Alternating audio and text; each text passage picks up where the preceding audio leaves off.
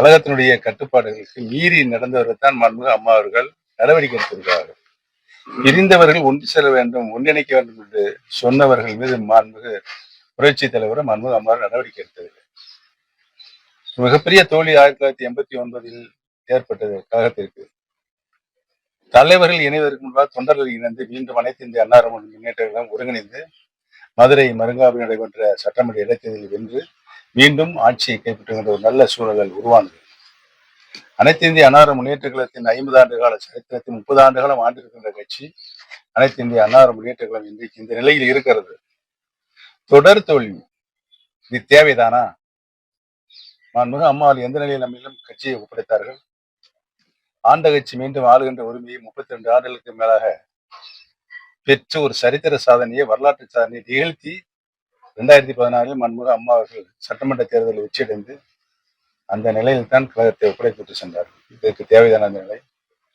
அதைத்தான் மாண்புமிகு அருமை அண்ணன் செங்கோட்டையன் அவர்கள் சொன்னார்கள். 10 நாள் பொறுத்திருந்து பார்ப்போம். அதிமுக தொண்டர்களோட இயக்கம்னு சொன்னீங்க. தொண்டர்களை யாராலையும் வெளியேற்ற முடியாது அதிமுக. இப்ப பாத்தீங்கன்னா நேற்று பேட்டி கொடுத்த செங்கோட்டையனை இன்னைக்கு வெளியேற்றிருக்காங்க. இப்ப அடுத்த கட்ட நகர்வா அதிமுகவோட நகர்வு எப்படி இருக்கு சார்? அனைத்து இந்திய அன்னார முன்னேற்ற மாபெரும் இயக்கத்தை தொண்டர்கள் இயக்கமாக தான் மாண்புமிகு புரட்சி தலைவர் எம்ஜிஆர் உருவாக்கினா அவர்கள் தொண்டர்களுக்கான இயக்கமாக அதை உருமாற்றினார்கள். மாண்புமிகு அம்மா அவர்கள் அதை மக்கள் இயக்கமாக மாற்றி யாராலும் வெல்ல முடியாத இயக்கமாக உருமாற்றினார்கள். அப்படிப்பட்ட இயக்கம் தொடர் தோல்விகளை சந்தித்துக் கொண்டு இருக்கின்றதற்கு காரணம் பிரிந்திருந்த சக்திகள், அனைத்து இந்திய அன்னார முன்னேற்ற சக்திகள் பிரிந்து கிடக்கிறது. அவையெல்லாம் ஒன்று சேர்க்க வேண்டும். என்ன இருக்குது? ஒன்று சேர்த்து. நேற்று தேனி மாவட்டத்தில் எடப்பாடி பழனிசாமி அவர்கள் சுற்றுப்பயணம் மேற்கொண்ட போது ஒவ்வொரு ஆங்காங்கே தொண்டர்களோட எழுச்சியை காண முடிந்தது. அதை எப்படி பாக்குறீங்க? ஒன்றிணைய வேண்டும் அப்படின்ற ஒரு பேனரை வச்சுக்கிட்டு தமிழ்நாடுக்குள்ள அதாங்க நடக்குது.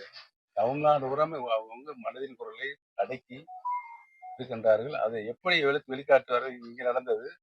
சில பேர் தேர்தல் மட்டும் அதை நாங்கள் வெளிக்காட்டுகிறோம் என்ற சூழ்நிலையில் இருக்கிறது.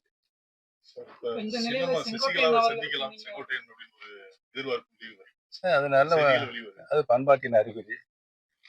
நீங்க செங்கோட்டையன் அவர்களுக்கு 10 நாள் பொறுமையாக அண்ணன் அவர் 10 நாள் காலக்கெடு விதித்திருக்கிறாரு. அதற்கு முன்னால் அவர் நான் சந்திப்பேன். காலக்கெடு விதிக்கிறதுக்கு முன்னாடியே மறுநாளே அவர் பொறுப்புல இருந்து நீக்கப்பட்டிருக்கிற சூழல்ல இப்ப ஒருங்கிணைப்பு பணி தொடரும் அவர் சொல்லியிருக்காரு. யாரு? அதான் அந்த முயற்சி, அவர் விடாமுயற்சி செய்து ஒருங்கிணைப்பை அந்த சபதத்தை மேற்கொண்டிருக்காரு. அந்த சபத வெற்றியடைய என்னுடைய வாழ்த்துக்களை தெரிவித்துள்ளது. கெடுவார் கேடு நினைப்பார் அந்த தினகரன் சொல்லியிருக்காரு. நடவடிக்கைக்கு கெடுவார் கேடு நினைப்பார் அப்படின்னு சொல்லி, அதாவது அது நம்மளுடைய பாட்டியை சொன்னது. யாரு கெடுவார்? கேடு நினைப்பவன் தான் கெடுவார். அண்ணாமலை இருக்கிற வரைக்கும் கட்சி ஒன்றிணையா இருந்துச்சு. நயனாகேந்திரன் வந்தோடனே கட்சி பிளவுபட்டுன்ற மாதிரி கூட்டணி பிளவுபட்டுச்சுன்னு சொல்றாங்க. அதை எப்படி சார் பாக்குறீங்க? யார் சொன்னது? பல காரணங்கள் இருக்கிறது. இன்னைக்கு இருக்கிற சப்ஜெக்ட் அண்ணன் செங்கோட்டையன் சப்ஜெக்ட்.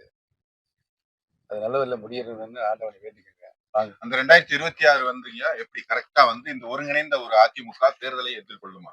உறுதியாக எதிர்கொள்ளும் நம்பிக்கையோடு தான் இன்னைக்கு நாங்கள் களத்தில் இறங்கி இருக்கிறோம். தினகரன் சொல்லியிருக்காரு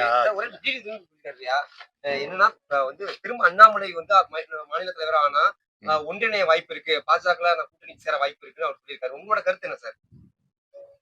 அண்ணாமலை திரும்ப மாநில தலைவர் ஆனால் ஒன்றிணையன்னு சொல்லியிருக்காரு டிடி தினகரன். நீங்க உங்களோட கருத்து என்ன சார்? அனைத்து இந்திய அன்னார முன்னேற்ற கழகம் ஒன்றிணைவது நான் உள்ளபடியே மனப்பூர்வமாக வரவேற்கிறேன். பிளே ஸ்டோர் மற்றும் ஆப் ஸ்டோரில் இருந்து பாலிமர் செயலியை QR கோடு மூலம் பதிவிறக்கம் செய்யுங்கள். செய்திகளை உடனுக்குடன் பெறுங்கள்.